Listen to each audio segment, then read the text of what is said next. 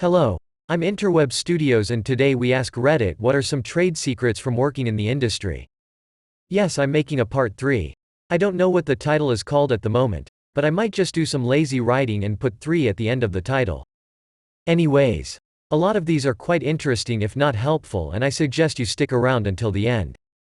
With that, sit back and enjoy the video. A certain 48 inches interstate natural gas pipeline valve is being kept open by a strategically placed piece of 2x4 lumber. If the valve was closed, millions of people would be without natural gas fairly quickly. If your IT guy sounds annoyed, there's a good chance it's because he spent way too much time fighting with management telling them not to do the thing that caused your problem. I can fill a thread with this stuff. Please tell me you clicked on website or mail this or that before your PC went to crap. It used to be just your PC, but these days it means ICA. Rescue the entire network before it goes to shit if I know what I'm dealing with fast enough. MFA, a good backup, proper security settings, maintenance, updates, antivirus, disk encryption are all not to make you pay more. It's the bare minimum you should be doing. Microsoft 365 has quickly become just as complex as servers were before. Don't buy the commercial that you can do it yourself.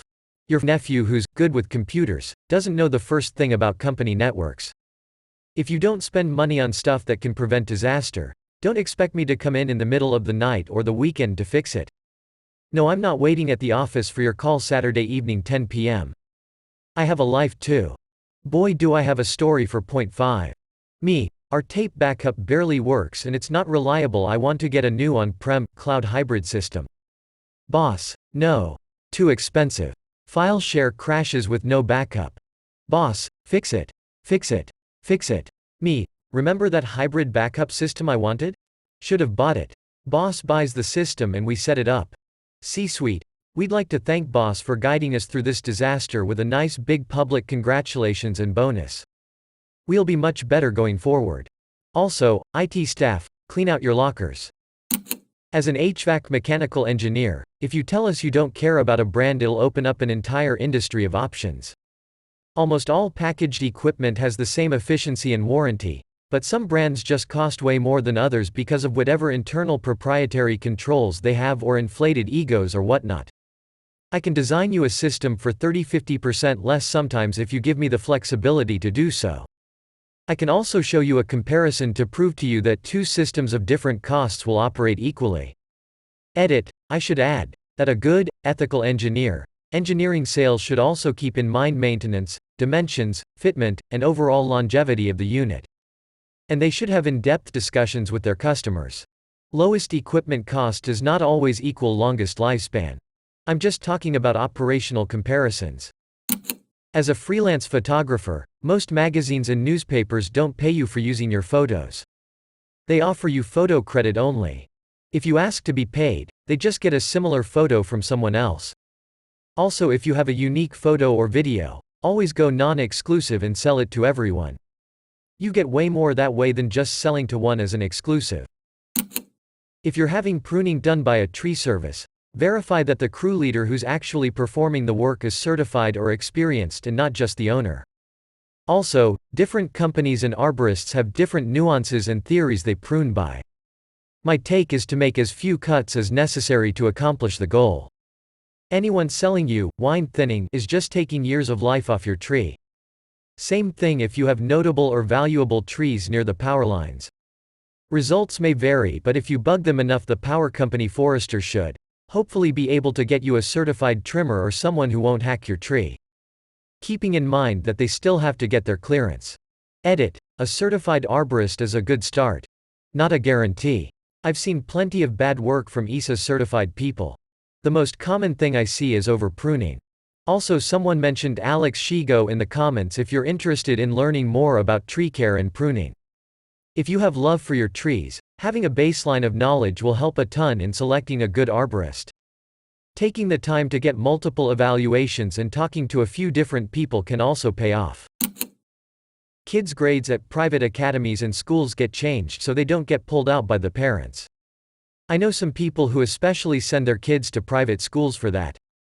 They passed with amazing grades but failed terribly at entrance exams. The biggest security threat in your company isn't your older PCs, lack of security software protecting your network, updated patching of all systems. Yes, those are all still threats. It's your employees. On average, half of your employees will give out their login and password to an email, website, or even someone who called claiming to be a person that needs that info.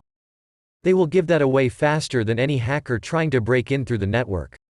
The Target breach of 2013 cost them $18.5 million after hackers stole 40 million credit and debit records. How'd they do it? An HVAC company that worked on a number of Target locations had an account's login and password stolen. That's how they got in. No movie-style hacking sequence, just a dumb employee who gave their info away and cost millions in damages. Yep. Employees will wreak havoc by doing stupid things. A great example of this is the Stuxnet computer worm scenario. Stuxnet was a virus developed by the United States of America and Israel in order to stop the nuclear program of Iran. What the Stuxnet virus did was, it infected the computers that were connected to the centrifuges which were essential in developing nuclear weapons.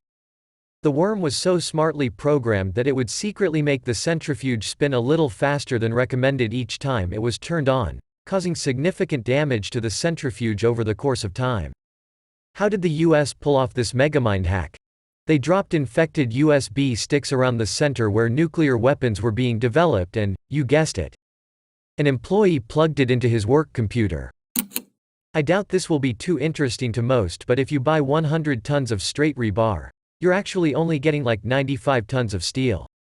ASTM allows the rebar to be up to 6% lighter than the nominal weight per foot, and so it saves on raw material if you aim to run 4–5% light. However, rebar is tested based on the nominal weight per foot, so two pieces of rebar with the same strength will be able to hold the same amount of force even if one is thinner than the other. Same for all structural steel, but we never aim to be light. Ever. That was recipe for accidentally being too light, especially in a mill without tension control. Some musicians use a teleprompter so they don't forget their lyrics during concerts. I know this because I did it for a few years. My boss ran teleprompter for Tom Petty for over a decade leading up to his death. It is a strange, very small community of teleprompters in music. I've gotten a few messages asking which rap artist. I used to tour with Nas. This makes sense to me. If I was a singer, I'd either need a teleprompter or I'd be known as the artist who spontaneously makes up new lyrics during shows. Attorneys can really only remember the details of about 20 to 40 cases at a time, so if you call your attorney after about a month or two, depending on the firm and how busy they are, they likely completely forgot what happened to you, and are working off a set of notes to pretend they have any clue who you are. Especially if you've really only interacted with them via phone other than one time in person for an intake or whatever. Please don't be offended if your lawyer needs 3–4 data points to remember what case you are. Some of us carry over 100 at a time and my brain just needs a minute. But once I boot up that you're the one with the 3 random things that make you stand out, I really do remember the whole thing. I will never, ever remember the case by your name. I'd be a much more expensive lawyer if I had sales skills like that. Things may have changed in the past few years, but generally speaking, plastic is hardly ever recycled anymore. It used to be shipped to China for processing, but even they had a hard time with the amount of pollution and toxic waste produced by recycling it. Now it will get shipped to other countries in Asia where more often than not it just gets dumped into the Pacific Ocean. A lot of municipalities just add it to a landfill. On the other end of the spectrum, aluminum recycling is amazing. Here's a big one. When your loved one dies and you choose cremation with no services, very common these days, please select the option that their clothing, personal effects will be cremated with them. The other option is to destroy the items.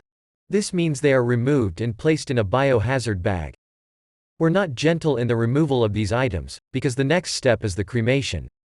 Your loved ones deserve the dignity of going into the machine while wearing whatever they're wearing. The exception is if you'd like their clothing back. We're more gentle and generally the items are laundered. In sales, the receptionist is the most important person in the building. They can tell everything you need to know about who you are meeting, what their likes, dislikes are, their schedule, what other salespeople are stopping in, and most importantly, often get ignored and mistreated by everyone. A little respect and gratitude for their position goes a long way in reducing your time to reach a decision maker. 1. Be nice to hotel front desk staff. If you're rude or entitled, we can give you the worst version of the room you reserved right next to the elevator that will be ringing all night long. Make us laugh and be cool overall, upgrade city. 2. At least at an add-in, tea store. Never let them know you're visiting from out of town. We were trained to add lines with or without your knowledge, and if the manager knew you weren't coming back to complain. Also from the hotel industry, never book your rooms through third-party websites like Expedia. I used to work in a hotel and literally every single problem we had with a reservation was caused by some screw-up from a third-party site, and there was very little that the hotel front desk could do about it. You can use third-party sites maybe to shop around, but once it's time to make the actual reservation, just contact the hotel directly. You will get much better customer service that way.